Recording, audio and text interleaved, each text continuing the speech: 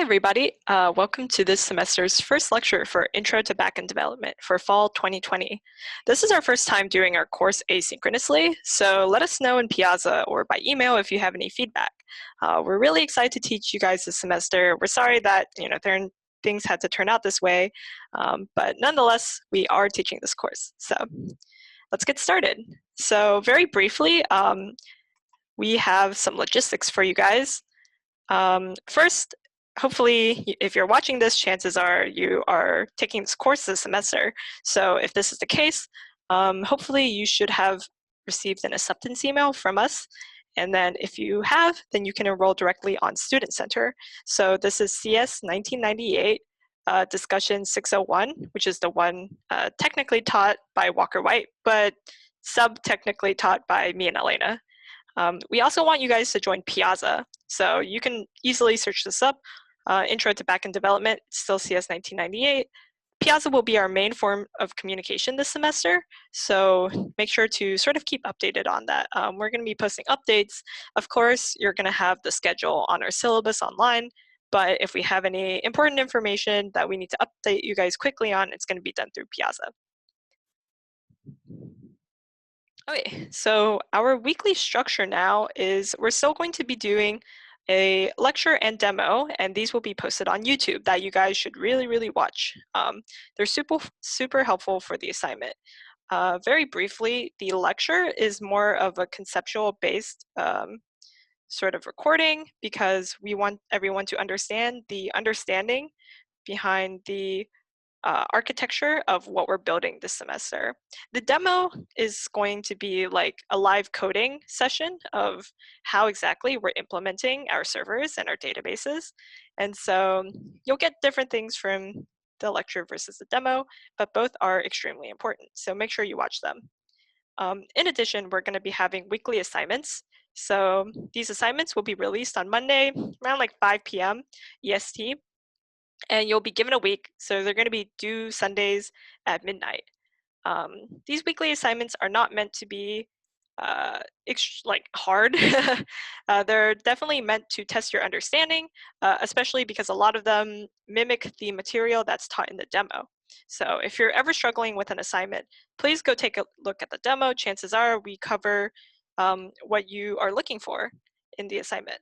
And if you submitted it late, we're going to take off just 2 points flat late penalty. But if you have any, extraordinary circumstances, like feel free to email us and we can work something out. These weekly assignments are going to be graded on test case completion. So we are going to give you the test cases that we're using. That way you can test your code. And depending on what the test cases we gave you say, that's what your score is going to end up being. So you're not going to be blindsided by what you get on your assignment. And that way you can sort of make sure that your code quality is up to par and the functionality is as expected. And we are going to be looking at your code though, just so we can give feedback on anything you can improve, what you did well. So keep an eye out for that on CMS. Okay, so course overview. We're going to be having a couple of lectures. So these are going to be 8 lectures. We're not going to be having like 10 lectures or anything. There's some like breaks in between that we don't want you guys to do work during. So you can see that we go over some server stuff, databases, and we're going to be teaching you about like deployment, how you're going to deploy your servers. Towards the end, you'll notice that we have something called a hack challenge. So this hack challenge is going to be super fun. Basically, what you do is you pair up with like some front-end people, maybe Android, iOS, like people working on design, and you get to create your very own app. So by the end of the semester, you will have all the tools and skills you need to literally just make your own app. It's definitely our favorite part of the course, and I think you're going to really enjoy it this semester. Oh, and the instructors. So we have 2 co-instructors. I'm the one on the left. My name is Alicia. I'm currently a senior studying CS at Cornell. And to the right is Elena, who is going to be doing this week's demo, and she's a junior studying CS. Come say hi to us. We're really friendly, hopefully, to you guys. And if you ever have any questions about the course, about classes, about life, feel free. All right. Well, without further ado, let's get started. So, what are we going to start with here? We're going to talk about how parts of an application can communicate with each other. After all, an application is usually divvied up into many different parts that all interact with each other in some way or another. So, we're going to be talking about the client-server model first. What is a client? So you can think of a client as basically any computer, anything that you're interacting with. Maybe it might be a phone, laptop, tablet, whatever. And this client is going to be running some code locally. Basically, it's the part of the software that interacts with the front end of the application, or is the front end of the application. Uh, so what is the front end? This is the part of the application that displays contents. When you physically look at an app, this is what you're seeing. You're seeing the front end of the application. And it also handles interactions. What code is run when you click a button, when you submit a link. That's all handled on the client side. Okay, then what's a server? You've probably heard of a server, maybe in the context of like cloud computing, maybe if you've ever set up your own like Minecraft server. A server is also just a computer. So when you think about the cloud, all the like servers in the cloud, these are really just really, really powerful, large computers. And these servers run backend code that handle the data of an application. So the general purpose of servers are to centralize access to information. Um, Servers can update information, take information, give information, while clients generally talk to the server by requesting information. And of course, they communicate with the client. So just a quick diagram, you might have a client, which is your laptop, and then say you're going on Google, and that means your client is like the web browser, right? Then you say to Google, like, hey, I want some information. Then what's happening is that the client is talking to Google servers, and eventually Google will give back the client the information it needs, and the client can update or change something so that that information is visible to the user. Okay, so let's go more into detail about client-server communication. So what exactly is happening here? Let's continue with the Google example. So you are a client making a request to google.com. What is like each part of this request going to look like? This is probably very familiar to you. This is a URL, right? You got your www.google.com. So the very first part of this URL is the HTTP signal. So this stands for Hypertext Transfer Protocol. It just defines message formatting and transmission standards. That is what a protocol is. It's just a standard for like formatting some sort of information. And this is basically used everywhere. We're going to be focusing on HTTP this semester because that's kind of the standard now. But there are other types, of course. Then we have www.google.com is a domain name. So a domain is not necessarily a server. A domain maps to a server. So domain names need to be translated into an IP address, which is where you can talk to a server. Okay, so this is sort of the flow of how domains actually get translated into IP addresses. So say you're this computer here towards the top left. You're like, I want to go to google.com. So google.com goes to the DNS. That's the domain name system service. And it's going to tell you, well, google.com is actually at this specific IP. So then now that you know the actual IP address of this domain, then you're going to go directly to the IP. Say, okay, I'm going to look for google.com at this IP address. Okay, so how does a client format its requests for information to a server? These are called, as it says there, a request. So these are initiated by clients and they're just network calls over the internet. They have a couple of different parts to help specify where to go and what information they want. So we have the URL to indicate request destination, methods to indicate the operation purpose, and the body of the request that just contains some additional data from the client. request URL. So these indicate request destination, and we're going to call them endpoints. It just defines a specific route path to hit, and it can also integrate data into the URL.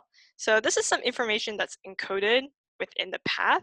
If you've ever seen like query parameters um, in like a URL, that can be like whatever comes after the question mark that you might see, like question mark key equals values. Those are query parameters. We also have a request method. So there are four main types of operations you can do with a request.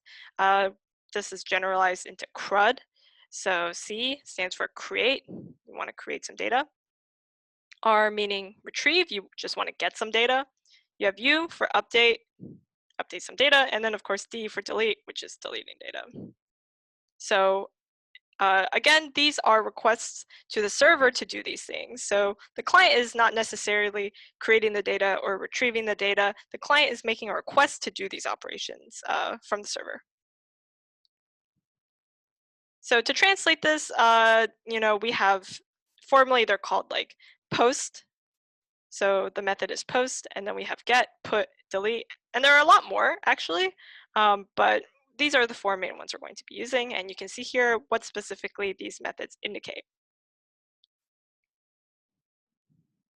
Finally, we have the request body. So the body is usually in some sort of standardized format.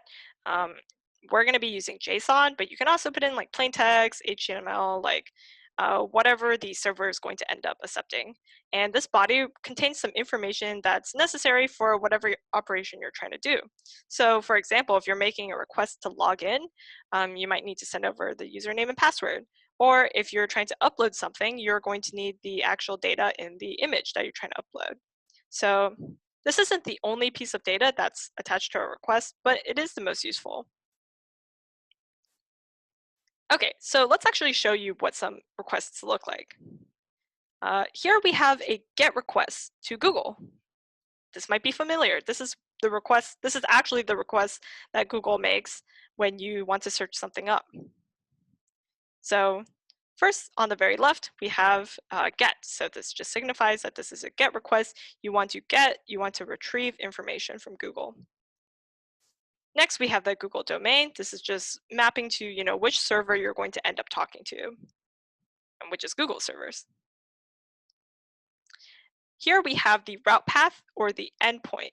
So once we hit Google servers, within the one of Google servers, it's going to map to some specific endpoint. And this endpoint is going to determine the functions that are run in the server, what kind of information is going to be manipulated. So here we have the search route path. Finally, we have the query parameters. These are optional. And again, you can see that it's a query parameter from the question mark that's prepended to it. And so the parameters are really like key equals value, and then you can also add more key values by putting an ampersand in between them. So here we have Q equals query. Google looks for, or specifically this search route path will look for like each key starting with Q. This is just like, I guess, like the query key. And then query here is going to be a value, and it's going to be replaced with whatever value you're actually searching up, like dogs. Here we have a different request. This is a post request for logging into Google. So maybe you want to log into your Google account. So it is a post request, and instead of the search route path, now we're hitting the login route path. Notice that we are still going to google.com. That's the same domain.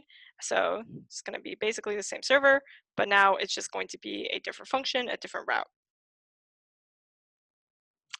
We also have additional information here. This is the request body, and this is in JSON form. So note, JSON requires double quotes for its strings.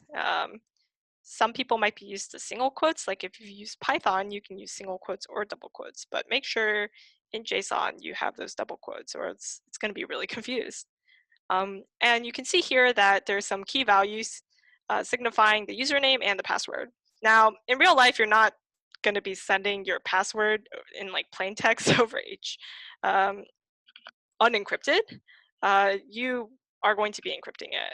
It's not just going to say password because that's incredibly insecure because people can monitor your network calls. So don't do this. Okay, so now that the client has made a request, how is the server going to communicate back to the client? Responses are really important because responses, at the very least, will let the client know that the server has at least received the request.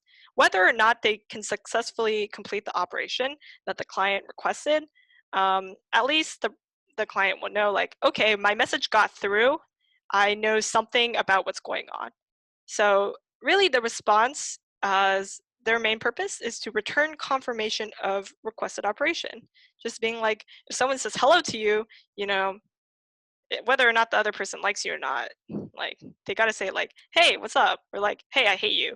But if they just say nothing, then you'd be like, did they hear me? Like, hello? So yes, responses are there to make sure that, you know, server heard what the client has said. Responses will also contain response codes. So this is used to indicate success at some abstract level. Um, if you've ever seen like 404 not found or 200 or something like that, those are response codes, and we'll talk more about those. Responses also send meaningful data in a body, just like a request. This is very important. If you're asking for information, oftentimes this information is going to be returned in the body. All right, so the response codes again indicate the result of the request. They're sent accompanying the response body. So again, we have 200, meaning okay, 404, not found, and then you might see like a 500 internal server error. Now, note that these are actually pretty arbitrary. What response code is sent is actually dependent on, how the server is programmed. It's not like you have to send like XYZ response code if this things happen. This is really just up to the programmer's jurisdiction. Let's take a look at some example responses. So say that the client has made this previous GET request, searching for some query. Then the server receives the request, it processes it, and retrieves the data that it's looking for. And now it's going to send that information back in a response. The response is going to look like it's going to have a status code of 200 because it was successful. And because it's successful, it will also have a body. And this body contains various information that might be pertinent to the client. So for example, in our case, our body has count, which means like, hey, return like the top 100 results. And then for the results, they're going to be listed in a list of just various objects with the information you're looking for. And there should be like 100 of those in there. Here we have a client who's made a login request. So again, we want to tell them that like, hey, you are successfully logged in. So the server is going to return a status code of 200, and then it's going to have a body. Now, this might actually not have that much data in it. What's important is that the body says that the success is true. So this is just being like, hey, you have successfully logged in. And then if it has any other data like tokens or whatnot for the client, then that's also going to be attached in the data. Now, what if you couldn't actually successfully log in? Like maybe you had the wrong password or something. Um, Now the response is going to look different. It's going to have a 401 code, which is like not successful. And the body is going to say something else. It's going to say that the success is false. And instead of data attached to the body, now we have an error. Like this could be an error message like, your password didn't work, or like, hey, some information didn't match up and we can't let you do this. Okay, so let's summarize. Uh, what exactly happens between a client and a server? The client will initiate the communication by sending a request to the server for some sort of manipulation of data. Then within the server, it's going to route to the endpoint that the request pointed to. Then it's going to perform some data operation. It's going to like dig in its database and retrieve the information that we're looking for. It's going to update something. Something will happen. And then after that is completed, the server is going to return a response back to the client. So it initiates the response, it goes back to the client receives the response, and this communication chain is over until the client starts another request. Cool. So that is the end of this week's lecture. If you want to know more, if you sort of want to review the information that was covered in this lecture, we have a textbook. It's like backend-course.cornellappdev.com. It will be linked in the Piazza, and it's a really good resource. It basically covers everything we have in our lectures. And if you just want to review information, you can find it there. So this week, you're going to be having your first assignment, and make sure to check out the demo also posted on our YouTube for what this assignment will look like. If you have any questions, as always, feel free to contact us on Piazza or by email, and see you guys next week.